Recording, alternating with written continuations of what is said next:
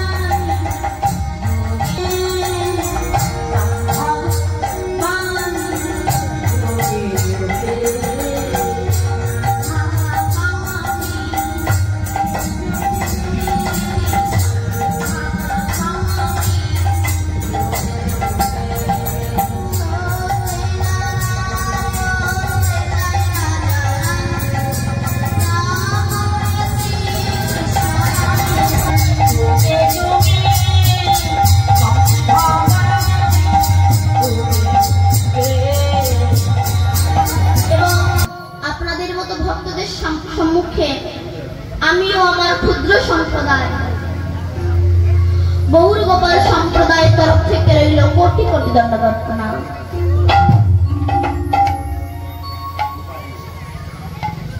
কিন্তু মা, আমি তো সামান্য কলিহত, যে যার মধ্যে নেই কোনো কৃষ্ণ ভজন, যার মধ্যে নেই কোনো কৃষ্ণ সাধন, সে কেমন করে বলবে ভগবানের নাম আপনাদের মতো ভক্তদের সামনে? কারণ সে হেন বোগার সমুদ্র, সমুদ্রের ভিতরে লুকিয়ে রয়েছে গোবিন্দের সেই তত্ত্বরূপী রত্ন। আমার মতো একজন উপযুক্ত ডুবুরির পক্ষে সম্ভব নয় ওই সমুদ্র গর্ভ থেকে তত্ত্বরূপী রত্ন তুলে এনে আপনাদের সামনে প্রচার করে।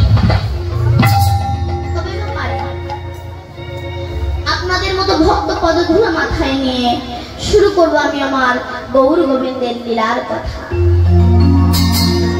নিতাই গৌর সীতানাথ পরমানন্দে শ্রীমান মহাপ্রভু আমার কলিযুগের দুর্দশাকে দর্শন করে, কলিযুগের দুঃখ হেরি, কলির অনাচারী, অত্যাচারী, পাপাচারী, দুরাচারী, ব্যভিচারী জীবকে উদ্ধার করে যিনি যমুনা তট বিহারী, সুদর্শন চক্রধারী, আস্তে ছোট করে, কংসের বংশ ধ্বংসকারী, পুতনা দমনকারী, সেই গৌরহরি কলিযুগের দুঃখ হেরি সিধাম নবদ্বীপে অবতরী, রাধা কান্তি বাহিরে ধরি, নামের ডালি মাথায় করি, কলিযুগের পায়ে ধরি, ঝরাই নয়নের বাড়ি, বলে একবার বলো তোমরা গৌর হরি। এসেছেন কলিহত জীবকে উদ্ধার করার জন্য। কৃষ্ণ যে গৌর হয়ে আসবেন এর প্রমাণ হাজার হাজার গ্রন্থে লিপিবদ্ধ করা ছিল। নারদীয় পুরাণে, গরুড় পুরাণে, স্কন্ধ পুরাণে, বায়ু পুরাণে তিনি লিখেছেন আমি গৌর হয়ে নবদ্বীপে যাব। কিন্তু কখন গৌর হয়ে নদিয়া নবদ্বীপে যাব? বলছে কলেও প্রথম সন্ধ্যায়ং গৌরাঙ্গ হহং মহিতনে ভাগী রথি তত্রতনে ভবিষ্যামি সচিসুত। মরে গেল সম্মান হলো বাঁশের গোলা। মানুষের নৈতিক চরিত্র, জ্ঞান, বিবেক, বুদ্ধি লোপ পাবে। মানুষের স্বভাব দেখে পশু পর্যন্ত লজ্জা পাবে। মানুষকে দেখলে চেনা যাবে না মানুষ অমানুষ না পশু। কেন? কিছুদিন পরে দেখবে পশু দেখতে চিড়িয়াখানায় যাওয়া লাগবে না, আমাদের আশেপাশে পশুরা ঘুরে বেড়াচ্ছে, কিছুদিন পরেই দেখতে পাবেন। এখন তো ঘুরে বেড়াচ্ছে, কিছুদিন পরে আরো দেখবেন। তো বাবা মার বংশ সঙ্গে কোনো পরিচয় থাকবে না, শালা শালিকে ভালোবাসবে, বাম্মাকে ভালোবাসবে না, মদ খেয়ে এসে বাবাকে ধরে পেটাবে, সিগারেট খেয়ে গুরুজনদের সামনে ধোঁয়া ছড়িয়ে দেবে। এরকম অবস্থা যখন কলির হবে সেই সময় আমি গৌর হয়ে ওই নদিয়া নবদ্বীপ ধামে উদয় হব। তাই গৌর হরি আমার অদ্বৈত আচার্যের আকুল আহ্বানে বহুদিন ধরে তুলসী পাতা গঙ্গার জলে ভাসিয়েছিলেন। সেই আকুল আহ্বানে গৌর হরি আসতে বাধ্য হয়েছে, কিন্তু এসেছেন শুধু শুধু তো নয়, কিছু একটা জিনিস নিয়ে এসেছেন। জিনিসটা কি? নাম নিয়ে এসেছেন। কিন্তু কোন নাম নিয়ে এসেছেন? যে নাম কোনোদিন অর্পিত হয়নি। অনার্পিত চরিঞ্চিরা করুণায় অবতীর্ণ কলো সমর্পিত উন্নত উজ্জ্বল রসয়ংশ সভক্তিস্যাম হরিপুরাট সুন্দর দূতি কদম্ব সন্দীপিত সদা হৃদয় পুরাণ সচিরনন্দা। চিরকালে যে নাম অর্পিত হয়নি সেই নাম নিয়ে তিনি এসেছেন আমাদেরকে উদ্ধার করার জন্য। কিন্তু সেই নামই আমরা করছি না। একটা শিয়াল কুকুর যেমন পৃথিবীতে জন্মগ্রহণ করে চলে গেল, আমি মানুষ হয়ে শিয়াল কুকুরের মতো পৃথিবী থেকে চলে গেলাম। একটা শিয়াল কুকুরের সঙ্গে আমার কোনো তফাৎ রয়েছে না। একটা শিয়াল কুকুরের সঙ্গে আমি যে মানুষ বলে পরিচয়টুকু দেব যে আমি মানুষ, এই পরিচয়টুকুই রাখলাম, পরিচয়টুকুই রাখলাম না আমরা যে আমরা মানুষ। কেন? তাহলে একটা মানুষ আর একটা পশুর মধ্যে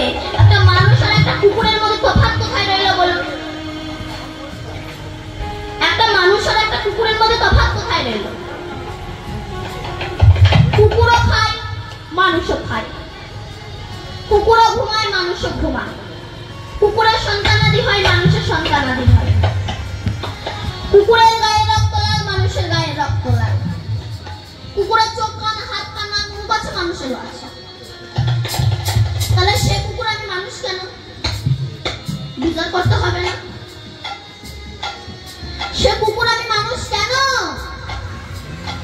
বলছে কুকুরের আত্মতত্ত্ব বিচার নাই, কিন্তু মানুষের আত্মতত্ত্ব বিচারটা অন্তত আছে। তোমার আত্মতত্ত্ব বিচার থাকা সত্ত্বেও তুমি যদি হরি ভজন না করো, তোমার কুকুর বললেও কোনো যায় এসে যায় না। কেন? মনুষ্য জীবনটা পেয়েছো হরি ভজন করার জন্য, পশুর মতো জীবন যাপন করার জন্য। তাহলে কাঁদিস না, আমি এসেছি যখন ওকে পুড়িয়েই তবে যাবো, আস্তে পুড়িয়েই তবে যাবো। ও কিন্তু মরে রয়েছে, বাঁশের দোলা করে তার উপরে তুলেছে, তাও মরে রয়েছে। চারজনা কাঁধে তুলে নিয়ে বলো হরি হরি বল বলতে বলতে নিয়ে যাচ্ছে, তাও মরে আছে। গোবর জল ছিটাচ্ছে, তাও মরে আছে। সবাই মিলে বলতে বলতে নিয়ে যাচ্ছে, বলো হরি হরি বলো হরি হরি বল।